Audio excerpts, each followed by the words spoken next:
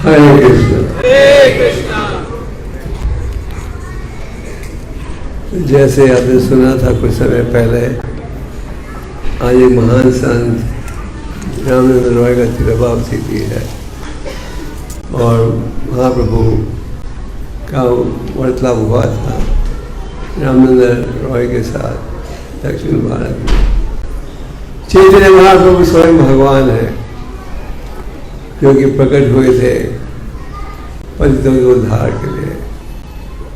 तो आज से लगभग 500 साल पूर्व एक संस्कृत के बड़े विद्वान थे जिनका नाम था सर्वभौम भट्टाचार्य, और चैतन्य महाप्रभु की इच्छा थी कि उनका उद्धार हो। चैतन्य महाप्रभु संन्यास लेकर जगन्नाथपुरी मंदिर की तरफ जा रहे थे जगन्नाथ जी का दर्शन लेने के लिए, और दर्शन लेते ही भक्ति भाव में लगभग बेहोश हो गए। भगवान को भोग लगने वाला था और पुजारी चाहता था कि द्वार को बंद किया जाए। तो वहाँ चैतन्य महाप्रभु लेटे हुए थे, बेहोश हो गए थे भक्ति भाव से।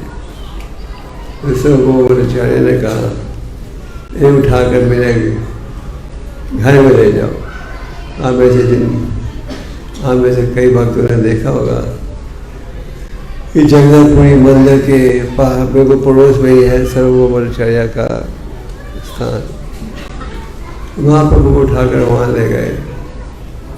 थोड़ी देर बाद वहाँ नित्यानंद प्रभु पहुँचे अपने साथियों के साथ। जब वो पहुँचे उन्होंने सुना लोग चर्चा कर रहे थे कि बहुत ही खूबसूरत सन्यासी आया था, भगवान जगन्नाथ जी को देखते ही बेहोश हो गया। तो नित्यानंद समझ गए ये किसकी चर्चा कर रहे हैं, और नित्यानंद जी वहाँ पहुँचे सर्वभौम भट्टाचार्य के घर। और पहुँचते ही उन्होंने कीर्तन किया। जैसे ही महाप्रभु ने हरि नाम का कीर्तन सुना, वो तुरंत ही होश में आ गए। तो सर्वभौम भट्टाचार्य बड़े विद्वान थे। उस समय भारत के कई इलाकों में मुसलमानों का शासन था, पर उड़ीसा में हिंदू धार्मिक राजा था महाराज रुद्र, और इसलिए कई विद्वान संस्कृत के वहाँ आ गए थे शरण लेने, वहाँ निवास कर रहे थे। तो सर्वभौम भट्टाचार्य ने सोचा इतना खूबसूरत सन्यासी है, कहीं इस पर माया का। आप लोग को गर्मी नहीं लग रही? ऐसी चल रहा है। तो सर्वभौम भट्टाचार्य को चिंता थी, इतना खूबसूरत सन्यासी है, माया का प्रभाव नहीं पड़ जाए। उनके एक रिश्तेदार थे गोपीनाथ आचार्य, जिनके मन में कोई शंका नहीं थी, जिन्हें पता था ये सन्यासी साधारण सन्यासी नहीं है, स्वयं भगवान है। गोपीनाथ जी आचार्य कई बार कहते थे, हाँ वो स्वयं भगवान है। वो ये कहते थे, नहीं, ये मैं मानता हूँ कि उनमें खास शक्ति है और भगवान नहीं है। तो उनकी चर्चा हुई थी एक भगवतम के एक श्लोक को लेकर, आत्माराम श्लोक। और महाप्रभु ने 64 तरीकों से एक ही श्लोक की व्याख्या दी। वे 64 के 64 बिल्कुल अलग थे। एक समय हमारे परम गुरु जी भक्ति सिद्धांत जी ने भगवतम के एक ही श्लोक पर 2 महीने प्रवचन दिया, और रोज अलग अलग व्याख्या। तो जब सर्वभौम भट्टाचार्य ने देखा कि इन्होंने 64 अलग तरीकों से एक ही श्लोक की व्याख्या की है। तो वो समझ गए कि ये साधारण पुरुष नहीं हो सकता, स्वयं भगवान है। महाप्रभु ने इस प्रकार कईयों को प्रभावित किया कृष्ण भक्ति के प्रति। एक समय एक बुद्धिस्टों के नेता थे, गुरु थे, जिन्हें महाप्रभु ने फिलॉसफी डिस्कशन में हरा दिया था। तो ये बुद्धिस्ट गुरु के शिष्य, उनके मन में भाव था, हमारे गुरु की बेइज्जती हो गई, सिद्धांत में वो उत्तर नहीं दे पाए। उन्होंने एक योजना बनाई जिसमें सड़ा हुआ प्रसाद एक पीतल की थाली में था और महाप्रभु के पास ले गए, हम आपके लिए महाप्रसाद लाए हैं। जैसे ही वो प्लेट उचारे थे, महाप्रभु को एक बाज आई ऊपर से, इसे सड़ा हुआ खाना तो खा लिया और पीतल की थाली गिर गई गुरु जी के सिर पर, गुरु जी बेहोश हो गए। तो शिष्य के हृदय में पछतावा था। उन्होंने पूछा, उन्होंने कहा कि हमें माफ़ कर दो कि गलती थी और हम कैसे बचाएं गुरु को। हाँ, प्रभु ने कहा हरे कृष्ण मंत्र का जाप करो। उन्हें हरे कृष्ण मंत्र का कीर्तन किया, गुरु जी होश में आ गए। तो महाप्रभु सर्वभूम भट्टाचार्य का उद्धार करने के पश्चात उन्होंने योजना बनाई दक्षिण भारत की यात्रा करने के लिए। आज अगर आप दक्षिण भारत की यात्रा करो, मैं केरला में था अभी 2 हफ्ते के लिए, और मैंने देखा कि हर 10 कदम पर एक बड़ा चर्च, सुंदर साफ, और ये हर जगह ये प्रभाव है। और तो उन पर महाप्रभु ने जो प्रचार किया था, उन्हें पूरे दक्षिण भारत की प्रजा को वैष्णव बना दिया था। महाप्रभु सर्वों की इजाज़त लेकर चले दक्षिण भारत की ओर। तो वो दक्षिण भारत की यात्रा शुरू करने वाले थे, पहले ठीक था, शुरू करने वाले थे, तो सर्वभूम भट्टाचार्य ने कहा दक्षिण भारत में आप एक महान संत को मिलोगे जिनका नाम है रामचंद्र राय, और गोदावरी के तट पर मिलेगा। आप जब दक्षिण भारत की यात्रा की, वो घर घर जा रहे थे यही संदेश के साथ, भाई नाम का जाप कीजिए। एक ब्राह्मण जिनका नाम है कुर्मा दास, उनके घर में पहुंचे। कुर्मा ने उनके चरण धोए, कहा क्या सौभाग्य है मेरा कि भगवान मेरे घर आए हैं, और आगे कहा कि मुझे घर में रहकर तंग आ गया हूँ, मैं घर छोड़कर अलग स्थानों की यात्रा करना चाहता हूँ। और महाप्रभु ने कहा नहीं, घर छोड़ने की आवश्यकता नहीं, हरे कृष्ण मंत्र का जाप करो, हरे कृष्ण की महिमा का प्रचार करो, और गीता और भागवत पढ़ो, और गीता और भागवत के संदेश का प्रचार करो, और अगर तुम ये सब करोगे तो तुम सदा मेरे साथ रहोगे, मैं तुम्हारे साथ। तो यही संदेश महाप्रभु ने हर भक्त को दिया, चैंट एंड रीड।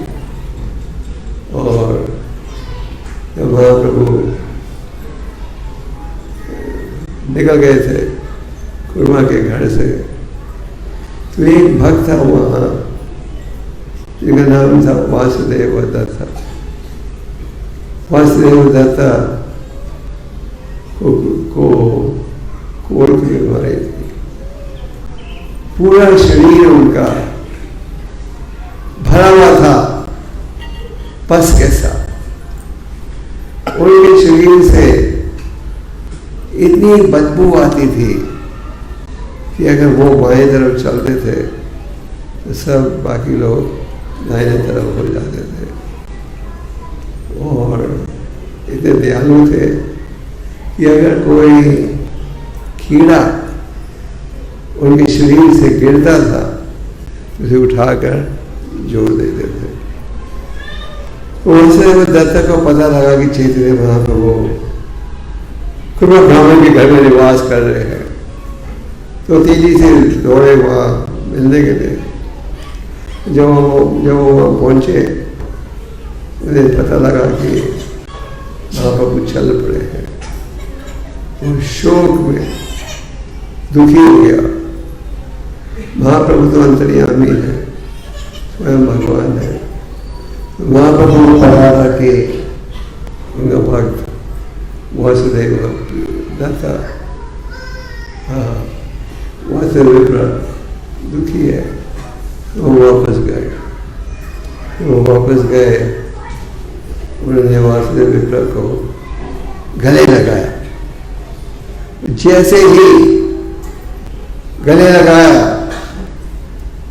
इस वासुदेव विप्र का बदसूरत ध्येय बिल्कुल खूबसूरत बन गया और वो एक खूबसूरत युवक बन गया। तो वासुदेव विप्र समझ पाए ये संभव हुआ है किसकी दया से। उन्होंने श्रीमद् भागवतम के 10वें स्कंद के उस श्लोक का उच्चारण किया जिस श्लोक का उच्चारण सुदामा ब्राह्मण ने किया था जो अपने घर में लौटे। सुदामा ब्राह्मण की बड़ी सुंदर कथा है जो हम 10वें स्कंद में प्राप्त करते हैं। सुदामा ब्राह्मण बहुत गरीब थे। जो ब्राह्मण है वो हर स्थिति में संतुष्ट रहता है। ये नहीं कठिनाई है तो दोष है। और सुदामा ब्राह्मण बिल्कुल संतुष्ट है। पर उनकी पत्नी की हृदय में इच्छा थी कि हमें कुछ सुविधा प्राप्त हो जाए। तो पत्नी बार बार कहती थी पति से, तो आपका एक अमीर धनी दोस्त है ना द्वारका में, वैसे मिलने क्यों नहीं जाते।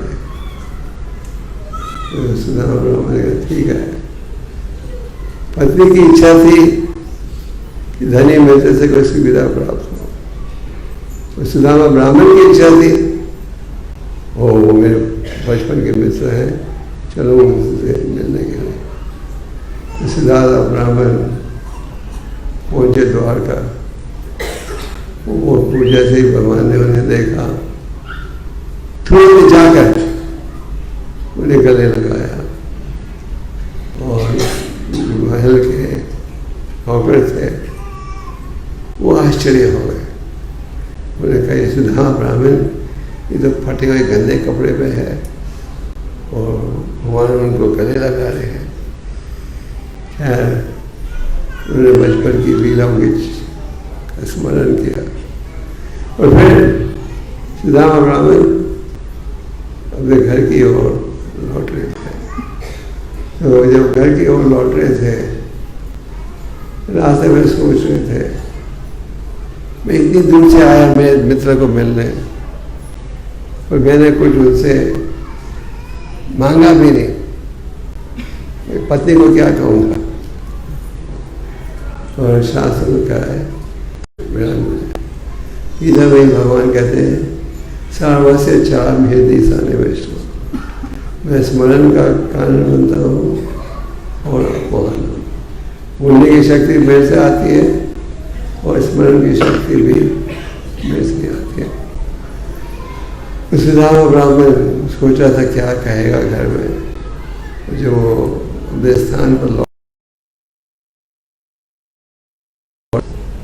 उठिया बन गई एक बड़ा महल।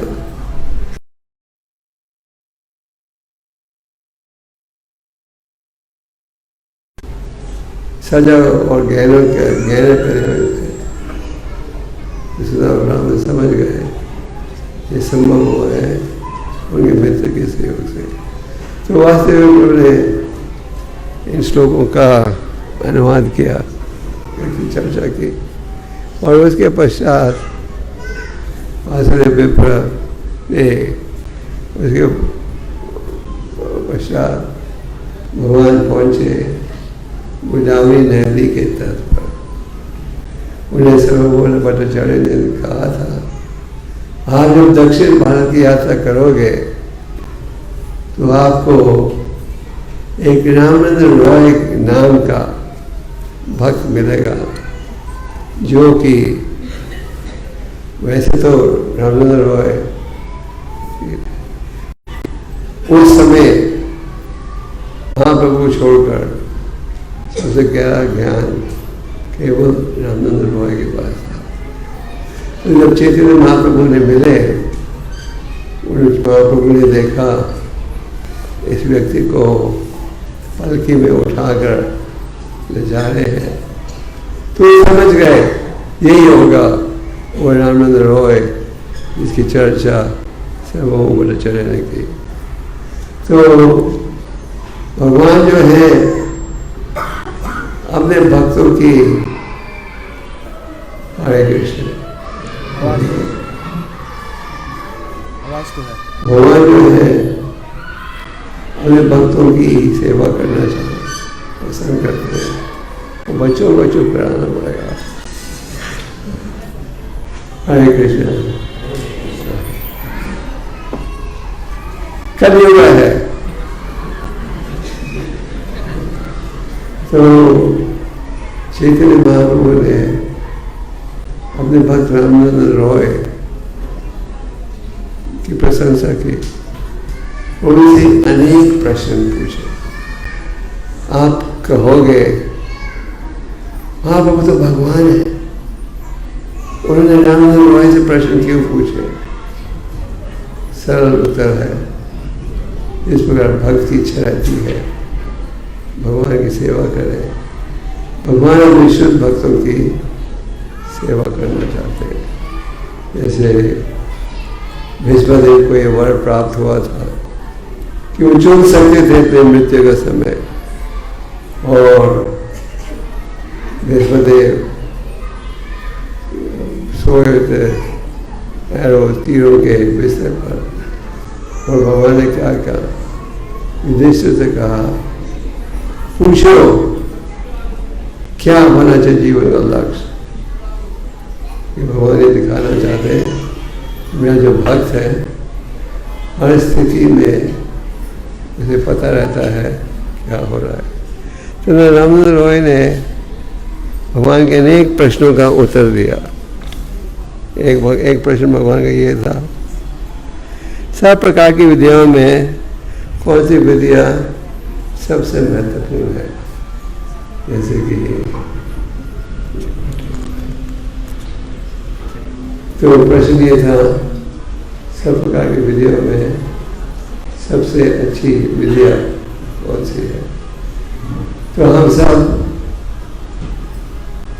विद्या चाहते हैं, ज्ञान चाहते हैं, और दो प्रकार के ज्ञान होते हैं, एक है भौतिक ज्ञान, दूसरा है आध्यात्मिक। भौतिक ज्ञान हमें ये शिक्षा देता है कैसे आप शरीर के द्वारा ज़्यादा सुख प्राप्त कर सकते हो, और भौतिक ज्ञान के द्वारा में कई कमियां हैं। आध्यात्मिक ज्ञान उसका उद्देश्य ये रहता है कि आपको ये शिक्षा दी जाए क्या हो, कहाँ से आ रहे हो, कहाँ जा रहे हो, क्या है जीवन का उद्देश्य। आज समस्या ये है कि हम समझ नहीं पाते आध्यात्मिक ज्ञान की आवश्यकता। भौतिक ज्ञान की चर्चा हो तो हजारों लोग जाएंगे। आध्यात्मिक ज्ञान की चर्चा हो तो बहुत ही कम लोग प्राप्त हो गए। तो उनका एक प्रश्न ये था, एक प्रश्न पूछे थे, इस सब प्रकार की विद्याओं में सबसे बेहतर कौन सी प्रकार की विद्या है? और रामनाथ रॉय ने कहा असली विद्या वो है जो कि आपको राधा कृष्ण का ज्ञान है, जो कि भगवान का ज्ञान है, आगे पहुंचाया जाए। क्योंकि आध्यात्मिकता के बिना ये ध्येय असफल माना जाता है। एक बड़े प्रसिद्ध भक्त थे नरोत्तमदास ठाकुर, धनी खानदान में जन्म हुआ, जिन्होंने महाप्रभु की शरण ली और अनेक रचना द्वारा महाप्रभु की महिमा का गान किया। तो नरोत्तमदास कहते हैं, मनुष्य जन्म पाया राधा कृष्ण है बालिया, जाने सूर्य पीछा, पीछे का अर्थ है मेरे जीवन में मैंने प्राप्त कर लिया, पर राधा कृष्ण का भजन नहीं किया। मैं क्या कर रहा हूँ, जान बुझकर जाए फिर। तो इस आध्यात्मिक ज्ञान की बहुत ही आवश्यकता है। और भगवद गीता में भगवान क्या कहते हैं, राजा विद्या राजा विद्या, ये सब ज्ञान में सबसे महत्वपूर्ण ज्ञान है। तो प्रश्न था किस प्रकार की विद्या सबसे महत्वपूर्ण है? और उसमें रामनाथ का वो विद्या जिसके द्वारा राधा कृष्ण का ज्ञान प्राप्त हो, उसे से वो विद्या जिसके द्वारा वो विद्या जिसके द्वारा आप ये समझ सको जीवन का क्या लक्ष्य है। फिर आगे उन्होंने पूछा, कई प्रश्न पूछे, वैसे हम 3-4 की चर्चा कर रहा हूँ। अनेक प्रकार के धन में कौन सा धन सबसे महत्वपूर्ण माना जाता है? और रामनाथ रॉय ने कहा कि जो व्यक्ति के हृदय में भगवान का प्रेम हो वो व्यक्ति है असली धनी व्यक्ति। कौन है धनी व्यक्ति? हम सोचते थे जिसके पास मर्सिडीज गाड़ी है। तो प्रश्न ये था कि अनेक प्रकार के धन है, तो कौन सा धन सबसे महत्वपूर्ण है? और रामनाथ रॉय ने कहा वो असली धनी व्यक्ति है इसके हृदय में भगवत प्रेम। तो आप सब लोग की कृष्ण भक्ति में रुचि ले रहे हो, आप वो असली धनी व्यक्ति। प्रॉपर कह रहे थे चेतन है पोस्ट ग्रेजुएट एजुकेशन। तो आप सब इसका लाभ उठाइए। हरे कृष्णा। तो सोचा कि थोड़ा समय प्रश्नों के लिए छोड़ दें, 9 बज गए हैं। कोई प्रश्न है किसी का?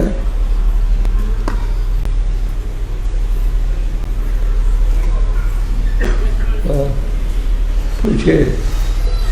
यस।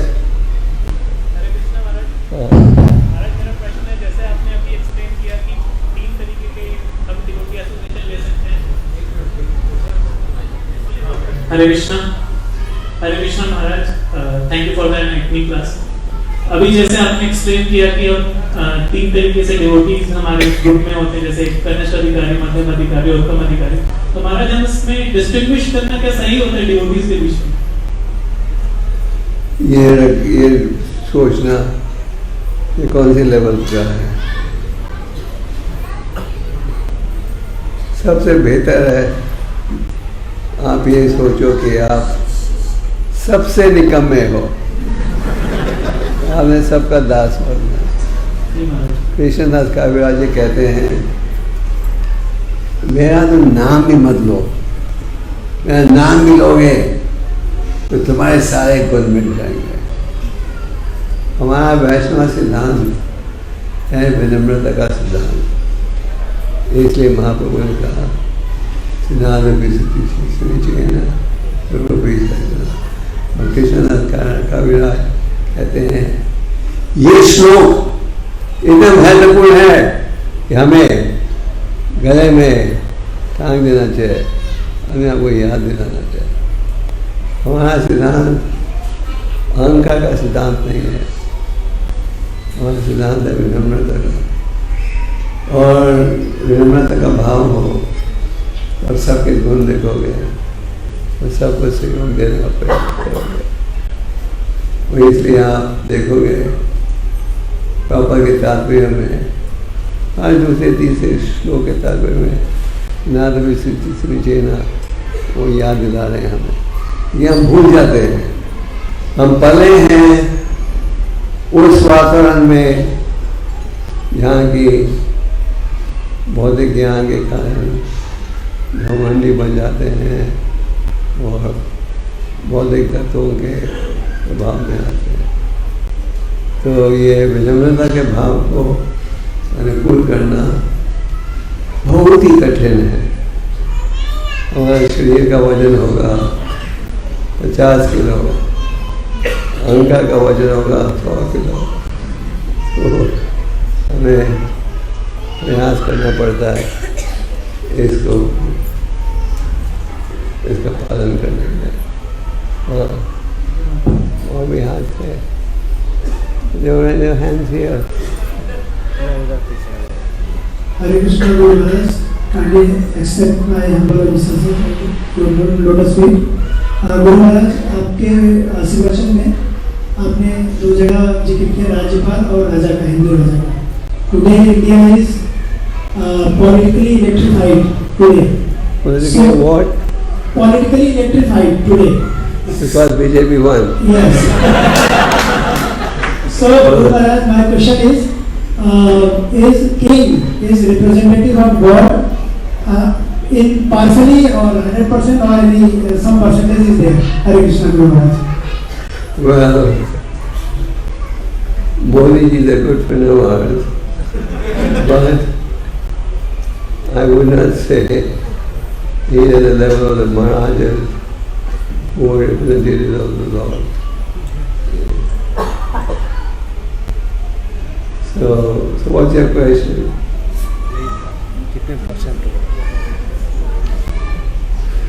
गुरु महाराज, क्या वो कुछ परसेंटेज में कोई भी राजा, हर एक में राजा हुए हैं, आज की डेट में प्रधानमंत्री है लोग, तो क्या उनके कुछ परसेंटेज भी कुछ रिप्रेजेंटेशन है, भले वो थोड़े बहुत धार्मिक कार्य में जुड़े हों, उनके अंदर अवगुण भी हो सकते हैं, चाय भी पी सकते हैं, वो प्यार भी खाते हो सकते हैं, तो क्या वो ऐसा माना जाए कि कुछ परसेंटेज में वो है? उनमें थोड़े गुण तो हैं, संतों के संगत में रहते हैं, सेवा करते हैं, और वो तो वेजिटेरियन है, और थोड़े गुण तो हैं। ये कि वो धर्म को स्थापित करेंगे समाज में, वो देखना पड़ेगा। और गीता रिलीज करने आए थे वो इस मंदिर में, और उस मंदिर में आए थे उसके बाद ही उसके अगले दिन से उनका पॉपुलैरिटी को बढ़ते गया, क्योंकि उन्होंने आके सेवा की, गीता की को आरती की, और गीता का गुणगान किया अपने प्रवचन में। तो इस कारण भगवान की कृपा उन्हें प्राप्त हुई। और इतना जरूर है, दूसरे राजनीतिक लोगों से वो ज़्यादा अच्छे हैं, दूसरों के मुकाबले में। Okay, more question?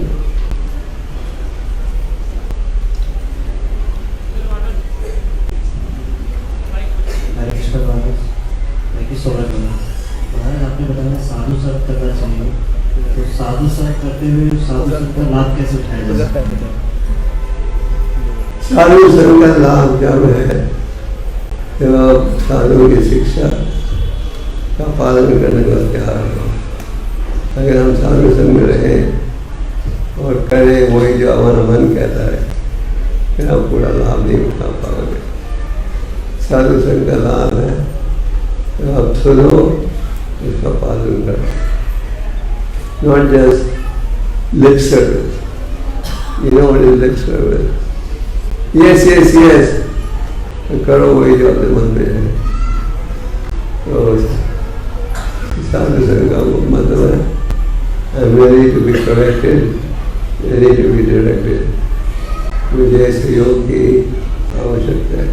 हम सबको ये समझना चाहिए, हमें सहयोग की आवश्यकता है, हमें ज्ञान की आवश्यकता है, फिर आप आगे बढ़ पाओगे।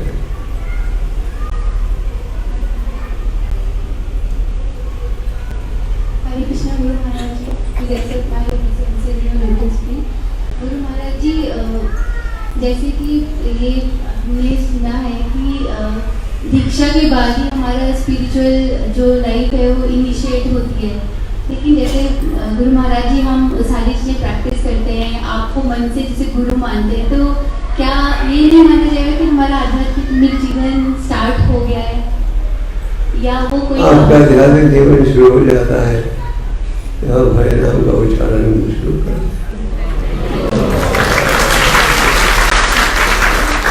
दीक्षा के द्वारा आप अपने कमिटमेंट को ज़्यादा सॉलिड बनाते हो, आपका आध्यात्मिक जीवन शुरू हो जाता है। जब आप हरे नाम को जाप करो, शांत पढ़ो, प्रसाद खाओ। Thank you Guru Maharaj. Hare Krishna.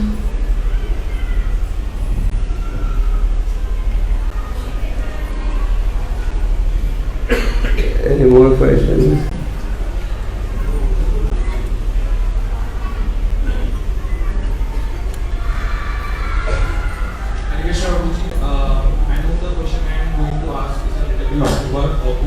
I'm sorry, can you repeat? I know the question I'm going to ask is a little bit awkward, but this confuses me a lot. Guruji, जो भी जो होता है पूरे दुनिया में, वो क्या कहते हैं, कृष्ण जी की आज्ञा से होता है, पर जो हम पाप करते हैं वो भी उनकी आज्ञा से होता है, पर उनकी सजा हमें क्यों मिलती है? आपको आपके पाप की सजा केवल मिलती है।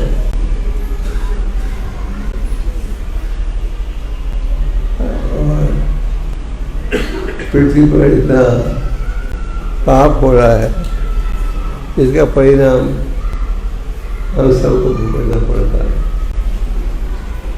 और हम सबको अपने अपने कर्मों का परिणाम मिल रहा है। इससे कोई भी मुक्त नहीं है, सबको उसका परिणाम भुगतना ही पड़ेगा।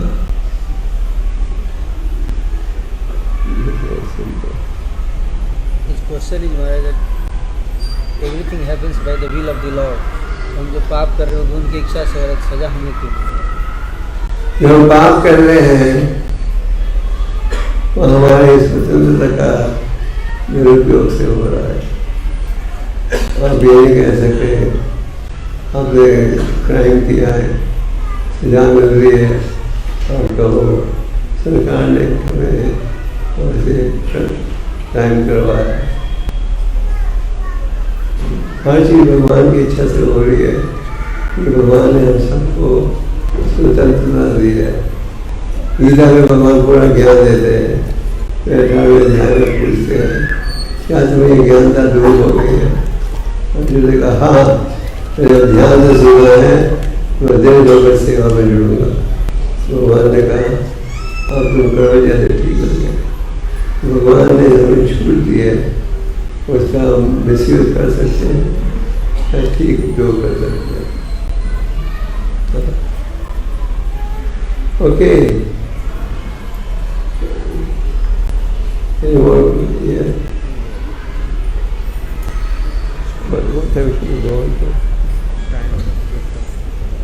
हरे कृष्ण सारा प्रणाम।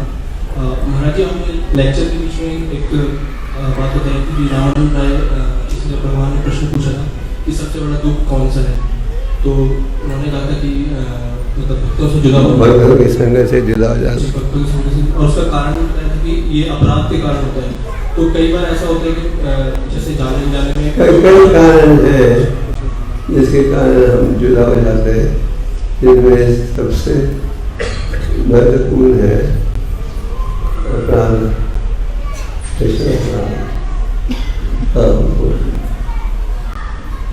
तो महाराज हम उसको कैसे मतलब साइंस करके रोक सकते हैं? जैसे कई बार हमारी बुद्धि कम है, हम समझ नहीं पाते, और कई बार अनजाने में अपराध होता है, तो हमें क्या करना चाहिए कि उसे अवॉइड कर सकें? अनजाने में क्या अपराध रहता है कई बार, जैसे अनजाने में अपराध हो रहा है, सचमुच अनजाने में आप माफ हो जाते हो। और अगर अनजाने में बार बार वही अपराध करो फिर तो भुगतना पड़ेगा।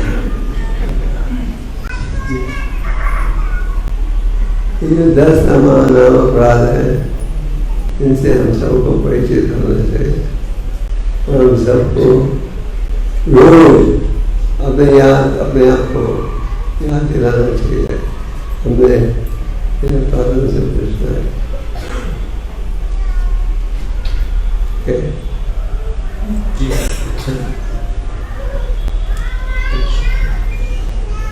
जी वो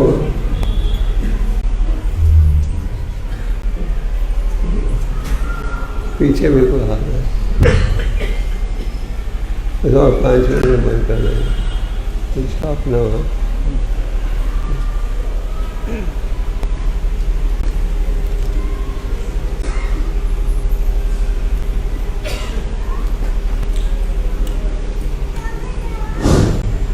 हरे कृष्ण महाराज जी, धन्यवाद प्रणाम महाराज जी। महाराज जी, मेरा प्रश्न एक शब्द है भगवत प्रेम। ये भगवत प्रेम है क्या और कैसे प्राप्त किया जा सकता है? भगवत प्रेम मतलब भगवान की शिक्षा के प्रति प्रेम और उनकी शिक्षा का पालन करें, उनके आदेश का पालन करें, तो इससे हमारे अनर्थ निकलेंगे, पशुभाव होंगे, और फिर ये भगवत प्रेम आप अनुभव कर पाओगे। इस समय हमारा प्रेम है माया के तरफ, भगवत प्रेम की जगह हम माया के प्रेम में है। तो इस स्थिति को बदलना है, और बदलने के लिए हमें चैनिंग करना है, और जो नियम दिए गए हैं उनका पालन करना है। फिर प्रयास करते जाओगे, भगवत प्रेम प्राप्त होगा। तो बहुत समय कहते हैं हरोज सदा सदा साधु।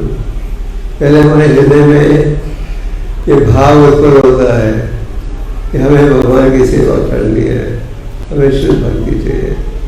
और फिर जब भगवान ये देखते हैं आपको साधु संग में लेके आते हैं, साधु संग के द्वारा ज्ञान मिलता है, जब उसका पालन करो, उसे कहते हैं भजन के।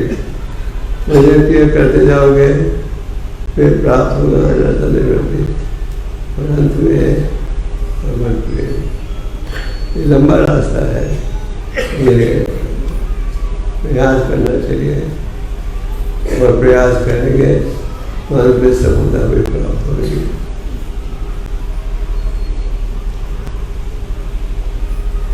Hold on to the door. Okay, quickly. हरे कृष्ण महाराज जी, प्रणाम। मेरा सवाल था कि भक्ति और भक्ति के नियमों में डिटर्मिनेशन कैसे लाया जा सकता है? बड़ा अच्छा प्रश्न। गोस्वामी के जिस श्लोक का वर्णन किया भी, ये दिल भाव प्राप्त होगा भजन क्रिया के द्वारा।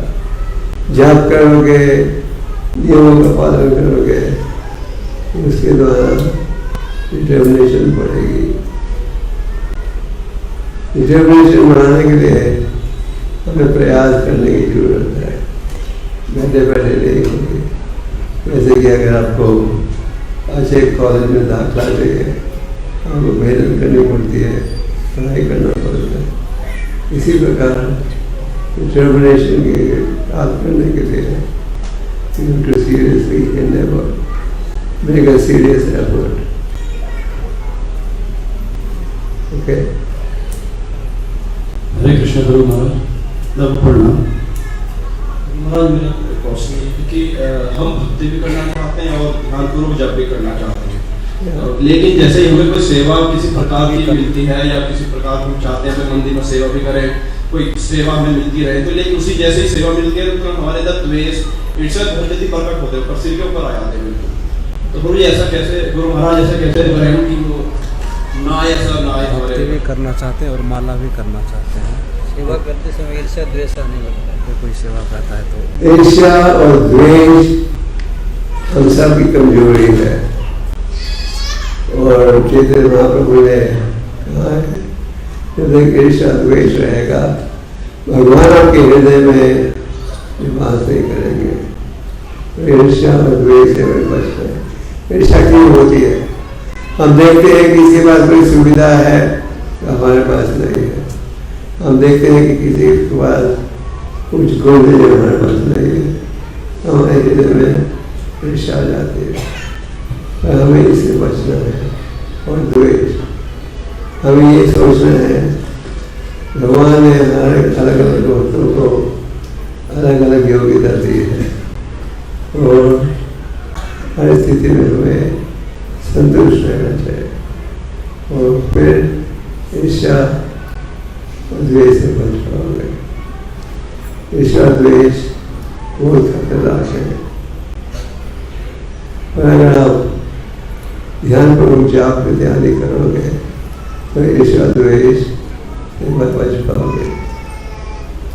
भौतिक समाज में मान लो आपके पास कोई बीमारी है, आप डॉक्टर से कहो इसका इलाज, कई बार डॉक्टर कहेंगे सॉरी नो इलाज। पर आध्यात्मिक जीवन में संतों के द्वारा, शास्त्रों के द्वारा स्पष्ट चर्चा की गई है क्या है आपकी कमजोरियाँ, और साथ में उपाय भी दिया है कैसे इसका इलाज करना। तो हमें इसका लाभ उठाना चाहिए और हर समस्या का हल है वहाँ मंदिर जाओ। अगर इसका ध्यान से दें तो ईर्ष्या द्वेष से भी आप बच पाओगे और डिटर्मिनेशन भी आएगा। ओके।